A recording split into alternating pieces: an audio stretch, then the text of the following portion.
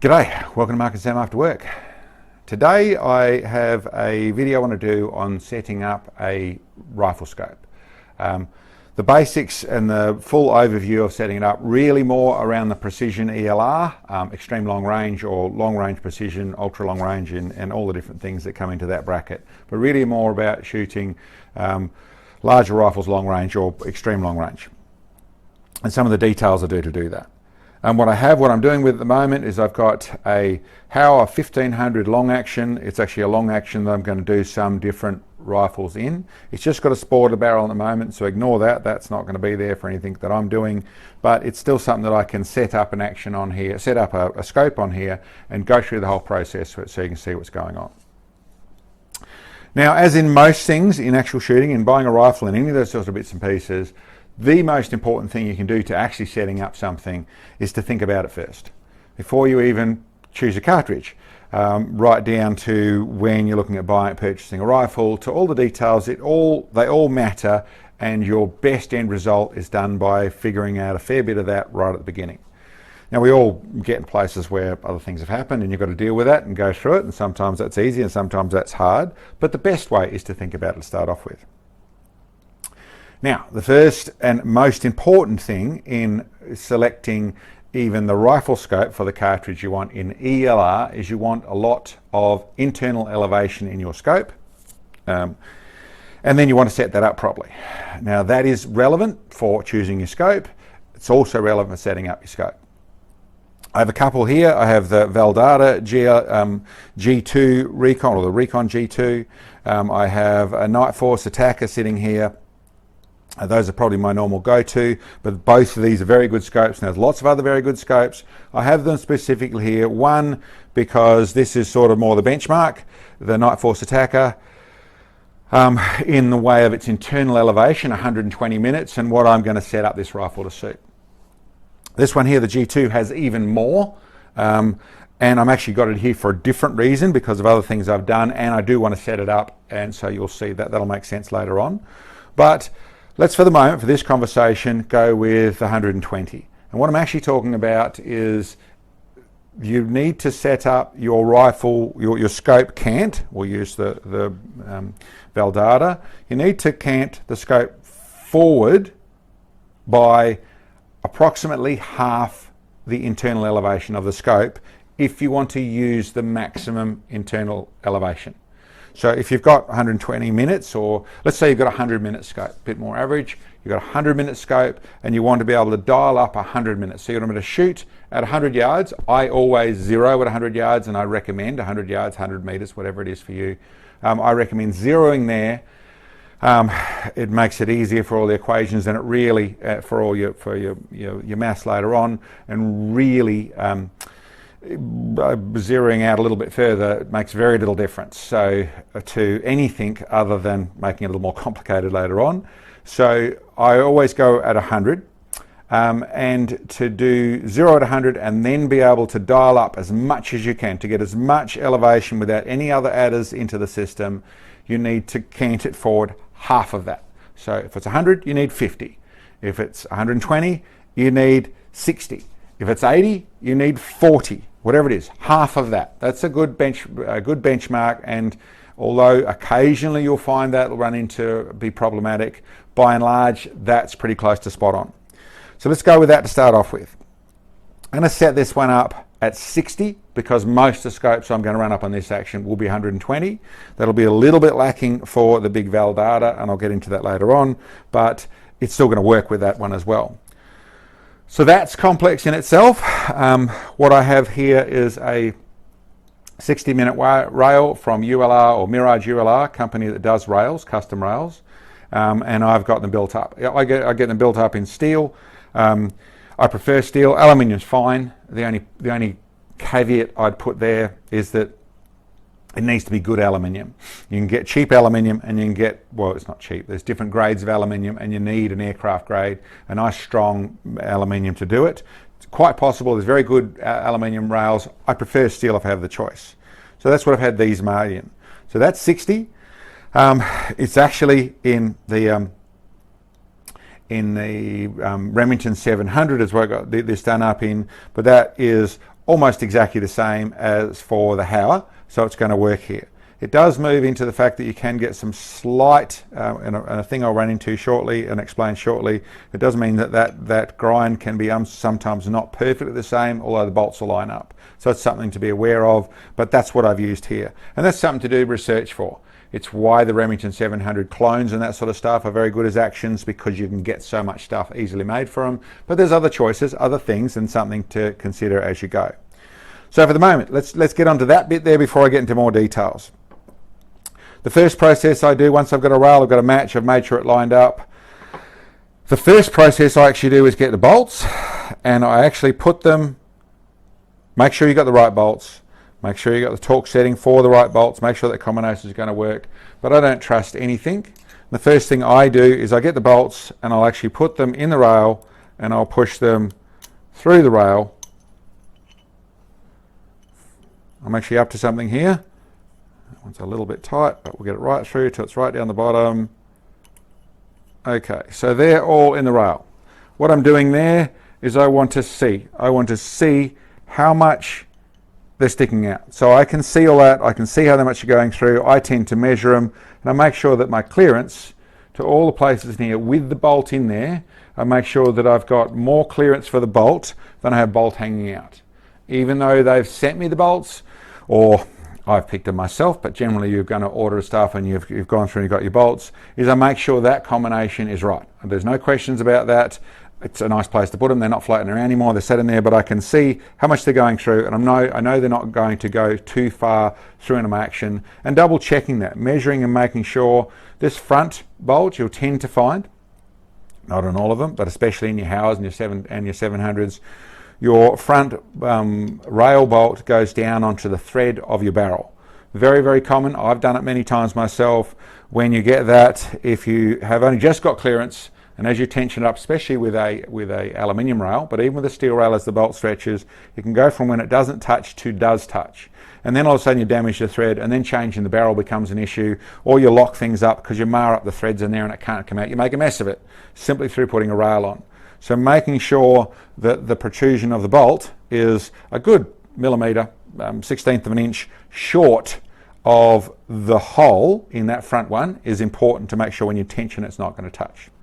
When I've done that, I've made sure that's good. Awesome, I'm done.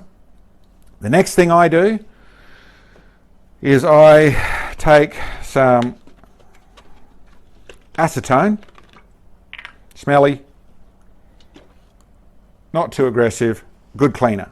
And I make sure that I clean my surfaces. Clean surfaces down. I do the same thing here. I've got the bolts in there, but I can do that without making a mess. I clean the surfaces, make sure that's good, they're nice and clean. Don't need to clean them again, but I want to get all fingerprints, grease, grime, that sort of stuff off there. Nice and dry. Acetone dries nice and dry and clean. Use a clean white rag, or clean rag, which you should have, or a hanky, whatever. It's acetone, it evaporates. Then I just simply make sure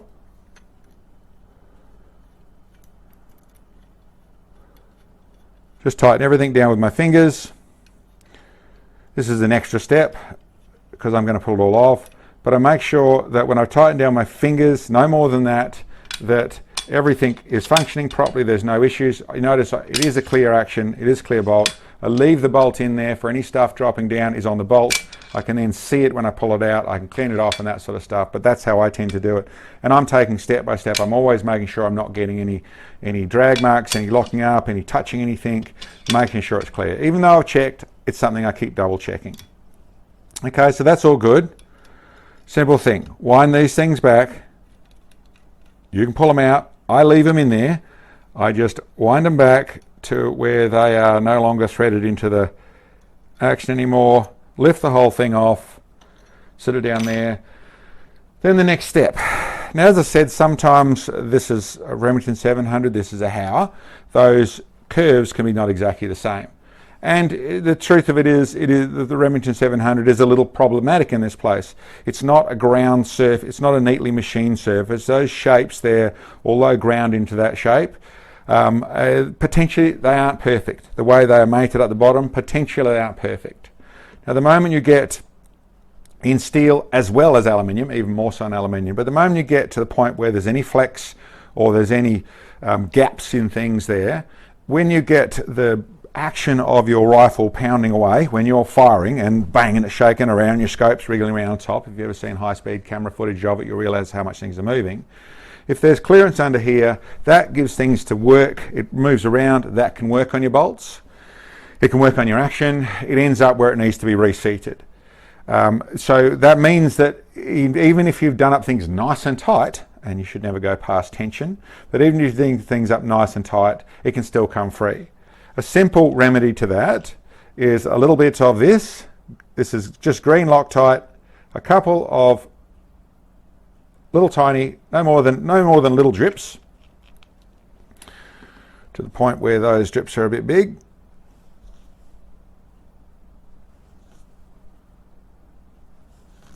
There we go. Drips like that on there. And I also would tend to, now I'm doing it a little bit awkwardly, but to be truthful, it's how I normally do it. I use blue, you could use red, but I use a little tiny bit of Loctite on the rail screws. Little drips there, little drips there. Get my little tool so I'm going to be able to locate that properly. I know that. Make sure it's located, and the back. Make sure it's located in the front, and then run them down. Finger tight to start off with. Loctite's in there. That's the blue, so that stuff isn't as strong. It's only a mild thread locker. The green stuff, which I've just used, and that is the 609, which is the green stuff, and the 243, which is the blue stuff. Let's put the lid back on. Those, the green stuff is actually a bearing mount, and it'll actually go hard between the two and fill up any air gaps, any gaps that are in there. Now, as said, or a tool you should have, I use the fat wrench. There's all sorts of torque wrenches. You should have the proper torque bits and that sort of stuff, whatever you need to be able to do it with. The fat wrench actually comes with some, but that's something that obviously you get the right ones for the screws you got. You set your torque readings to where they should be. On these, they should be 20 inch-pounds. And you'll notice I'm not locking them down to start off with. I just bring them up to their firm, and then we go through and do the tension as we come back. Do this to the spec, to the manufacturer's specs, do the research, but go through and do them, get them right.